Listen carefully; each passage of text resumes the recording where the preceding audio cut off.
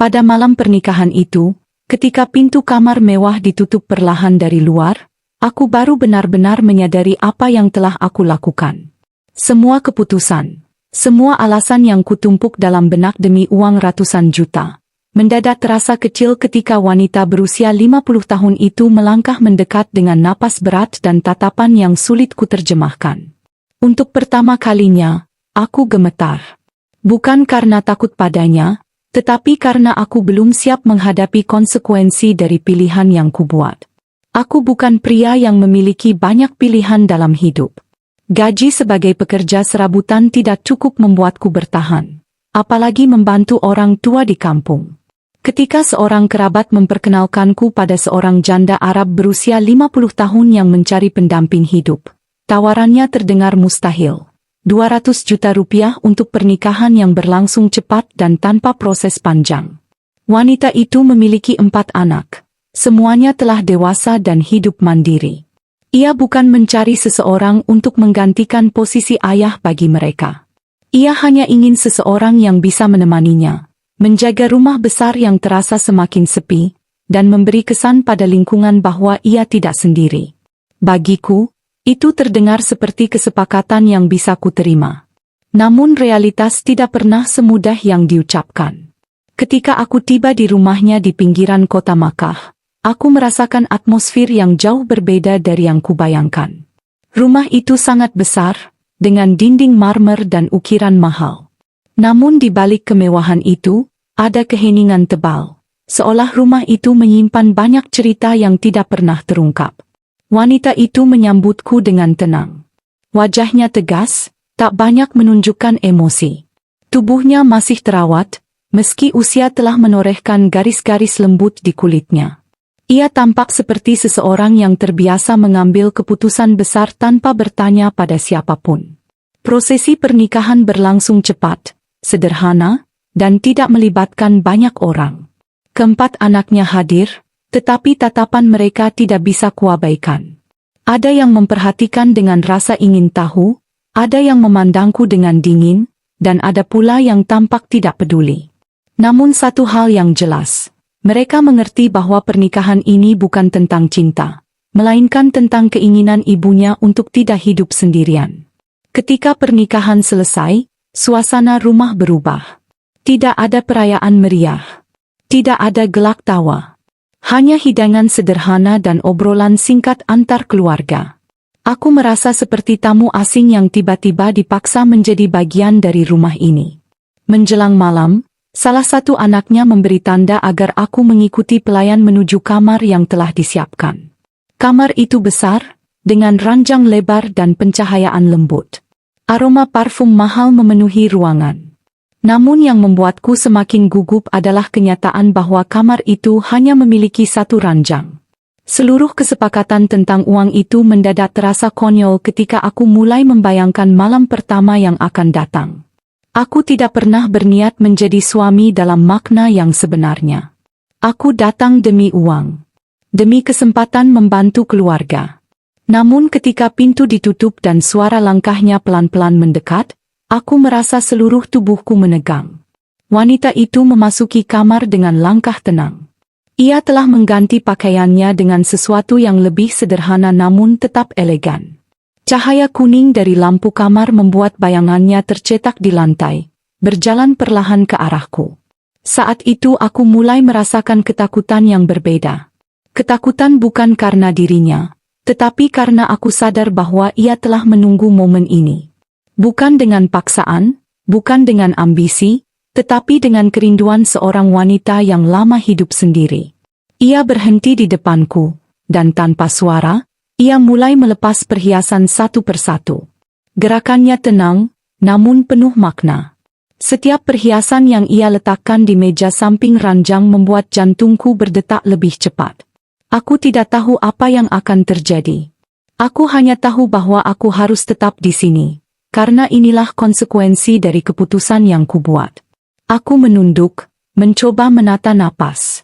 Namun tubuhku tetap gemetar. Wanita itu menyadarinya. Ia tidak mengatakan apapun, tidak menuntut apapun, hanya memandangku dengan mata yang penuh rasa penasaran dan mungkin rindu. Malam itu, ketakutanku bukan tentang tindakan yang mungkin ia lakukan. Ketakutanku adalah, mungkin aku tidak siap menjadi seseorang yang ia harapkan. Keheningan rumah megah itu terasa seperti beban yang menempel di udara. Setelah akad nikah selesai beberapa jam sebelumnya, rumah keluarga itu kembali ke rutinitasnya. Anak-anaknya bergerak dengan wibawa yang membuatku selalu menunduk saat berpapasan. Sementara aku sendiri masih belum terbiasa menyandang status sebagai suami dari seorang janda kaya berusia 50 tahun yang memiliki 4 anak dewasa. Namun, malam itu berbeda. Atmosfer rumah seakan berubah begitu waktu semakin larut. Sorot mata para pembantu tampak lebih hati-hati, seakan mengetahui sesuatu yang akan segera terjadi. Semua orang seperti menjaga jarak, memberi ruang, atau mungkin memberi tanda bahwa aku akan memasuki fase yang lebih jauh dari sekadar pernikahan demi uang. Di dalam kamar, suasana terasa terlalu tenang. Lampu temaram mengubah ruangan menjadi tempat yang penuh bayangan lembut. Tempat tidur besar dengan selimut tebal tampak seperti simbol dari realitas baru yang harus kuhadapi. Ada ketegangan yang tidak ingin kuakui. Karena sejak awal aku selalu mengatakan pada diriku sendiri bahwa ini hanyalah urusan transaksi, bukan perasaan. Namun tubuh manusia kadang lebih jujur daripada pikiran. Jantungku berdetak cepat, telapak tangan basah, dan tenggorokan terasa kering. Momen itu akhirnya tiba. Malam pertama yang sejak siang sudah berputar-putar di kepalaku. Perempuan itu masuk perlahan, membawa wibawa dari usianya, tetapi juga sesuatu yang lebih lembut dari yang pernah kulihat darinya. Ia terlihat lebih manusiawi malam itu, bukan hanya seorang janda kaya yang memegang kendali atas seluruh rumah, melainkan seorang perempuan yang ingin memastikan bahwa laki-laki di depannya menerima keberadaannya tanpa rasa jijik atau takut. Aku menyadari satu hal, ia pun gugup. Aku tidak memperkirakan itu. Dengan gerak perlahan, ia melepaskan perhiasan satu persatu. Cincin, kalung, gelang, semuanya diletakkan rapi di atas meja kayu di samping kasur. Setiap suara kecil dari logam yang bertemu permukaan meja terdengar jelas, seakan mengumumkan bahwa lapisan demi lapisan kehidupannya sedang dilepaskan satu persatu. Aku kembali merasakan sesuatu yang aneh, bukan takut, bukan nyaman, tetapi di antara keduanya. Ia duduk di tepi tempat tidur. Tubuhnya yang matang, caranya menghela napas, raut wajah yang mencerminkan pengalaman hidup panjang. Semuanya membuatku merasa seperti anak kecil yang tidak tahu apa yang harus dilakukan. Namun, ia tidak terburu-buru. Justru itu yang membuat situasi terasa semakin berat. Ia menatapku dengan cara yang membuatku tidak bisa berpaling. Tatapannya bukan sekadar permintaan atau tuntutan, tetapi seakan ingin memastikan bahwa keberadaanku malam itu benar-benar nyata. Aku ingin mengatakan bahwa aku baik-baik saja, tetapi lidahku kaku. Ia kemudian melakukan sesuatu yang membuat seluruh tubuhku menegam. Tindakan kecil, sederhana, tetapi cukup untuk membuatku merasakan getaran kuat di dada.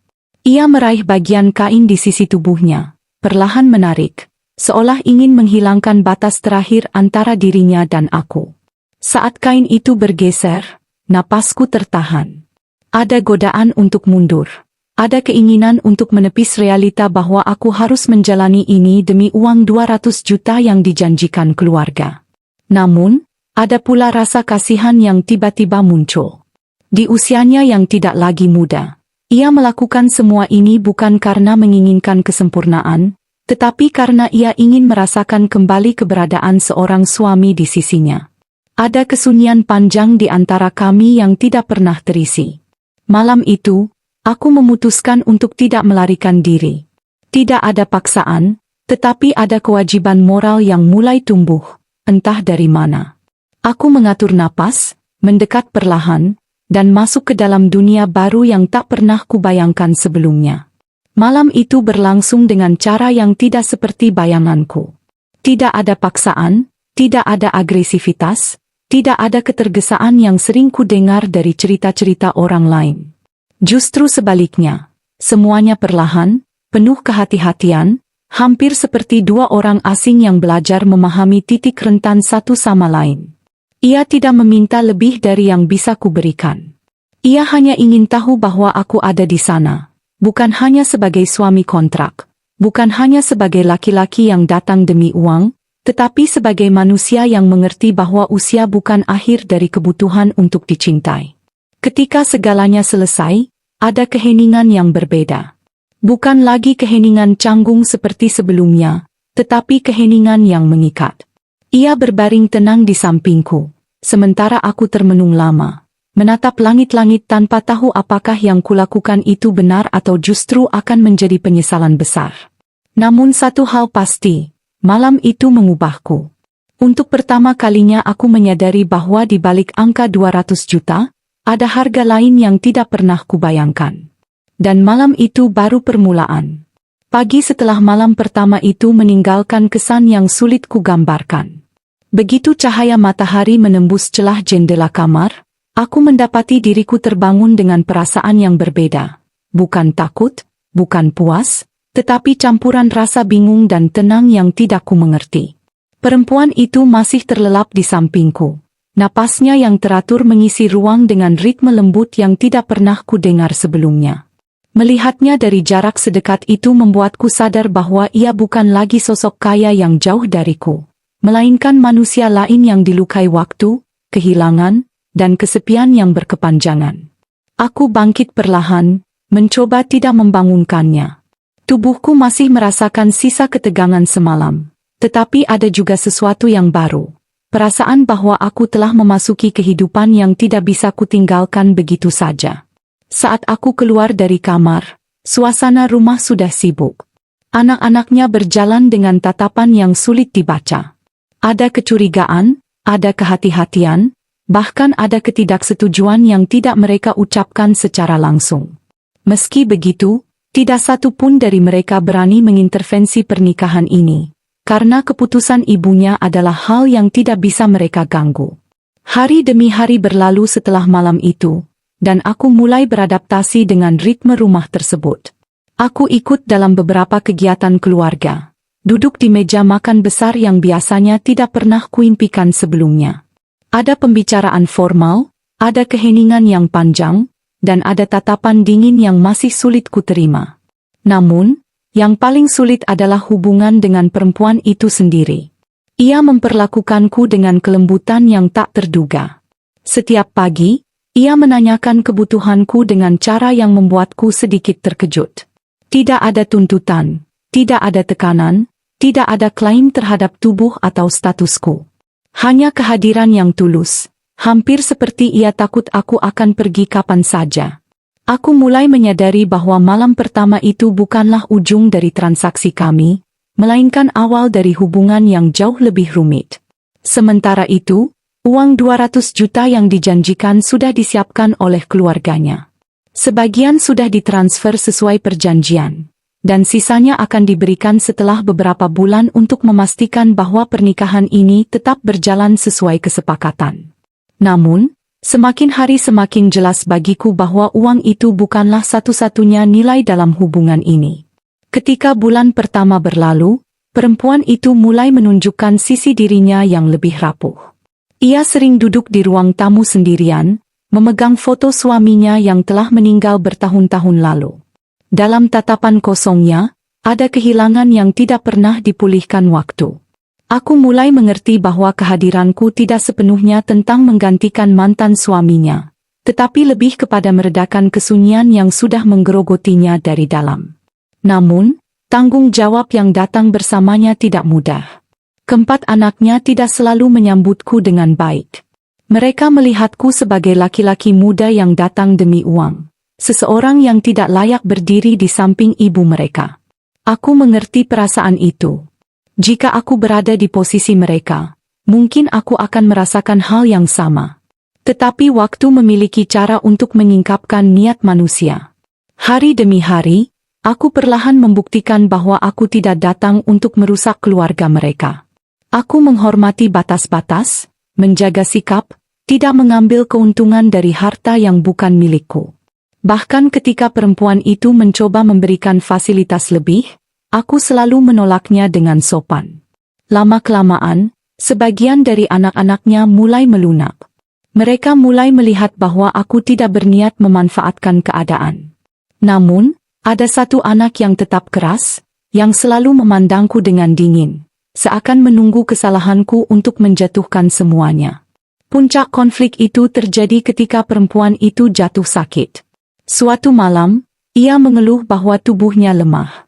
Wajahnya terlihat pucat, napasnya pendek, tubuhnya gemetar meski udara tidak dingin. Aku segera memanggil dokter keluarga. Keadaan rumah mendadak kacau.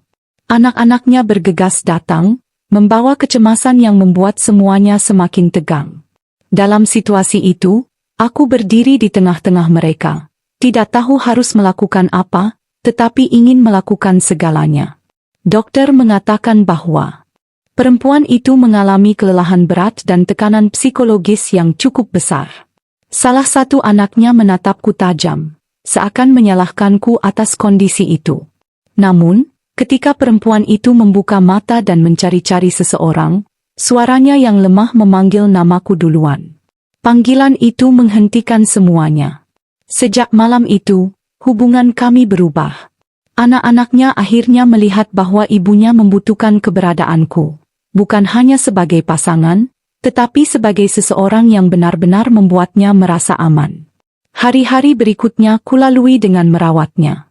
Aku menyiapkan makanan, membantunya berjalan, dan menenangkannya saat ia merasa gelisah. Aku tidak pernah membayangkan akan melakukan semua itu ketika menerima tawaran pernikahan ini. Tetapi entah bagaimana, aku tidak merasakan beban yang berarti. Justru ada rasa damai yang aneh. Ketika kesehatannya membaik, ia tampak lebih sering tersenyum.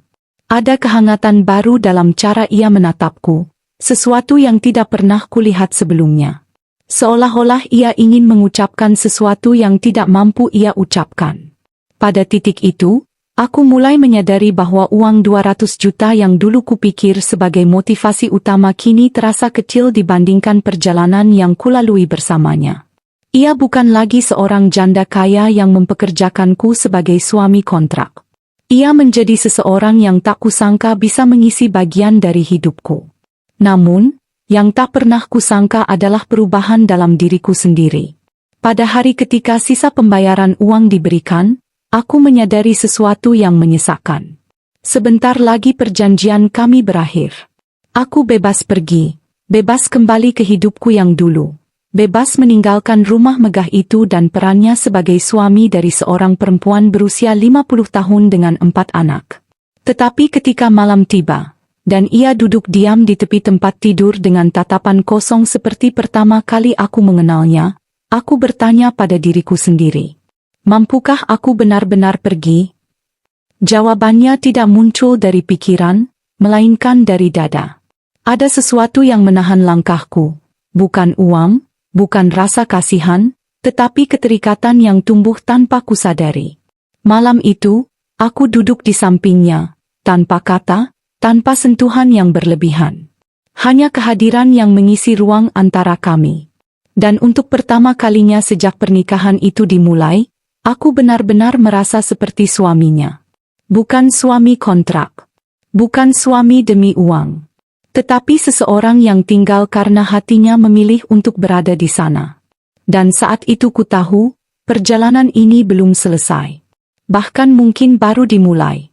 Setiap keputusan dalam hidup selalu membawa konsekuensi. Dan seringkali manusia baru menyadarinya setelah ia benar-benar melangkah terlalu jauh. Aku memasuki pernikahan ini demi uang, demi masa depan yang saat itu terasa gelap dan buntu. Namun perjalanan bersama perempuan itu mengajarkanku bahwa tidak semua yang dimulai dengan niat sederhana akan berakhir dengan cara yang sama. Di balik usia 50 tahunnya, di balik 4 anaknya, dan di balik kehidupan yang tampaknya telah selesai, ia menyimpan hati yang masih ingin dicintai, dihargai, dan tidak ditinggalkan. Dan tanpa kusadari, aku menjadi bagian dari ruang kosong itu. Bukan karena uang, bukan karena perjanjian, tetapi karena hatiku menemukan sesuatu yang tidak pernah kucari. Kini aku mengerti bahwa pertemuan kami bukan sekadar kebetulan, melainkan perjalanan yang membawaku menemukan sisi diriku sendiri. Dan meski masa depan kami masih diselimuti tanda tanya, satu hal yang pasti, kisah ini telah mengubah hidupku selamanya. Terima kasih telah mengikuti cerita ini sampai akhir. Jika Anda menyukai kisah dengan emosi mendalam, konflik kehidupan, dan kejutan yang tak terduga, jangan lupa untuk subscribe ke channel ini. Dukung channel ini agar dapat terus menghadirkan cerita-cerita baru yang lebih menarik, lebih menyentuh, dan penuh pelajaran kehidupan. Klik like, tinggalkan komentar, dan aktifkan lonceng notifikasi agar Anda tidak ketinggalan cerita berikutnya. Sampai jumpa pada kisah selanjutnya. Terima kasih telah menonton.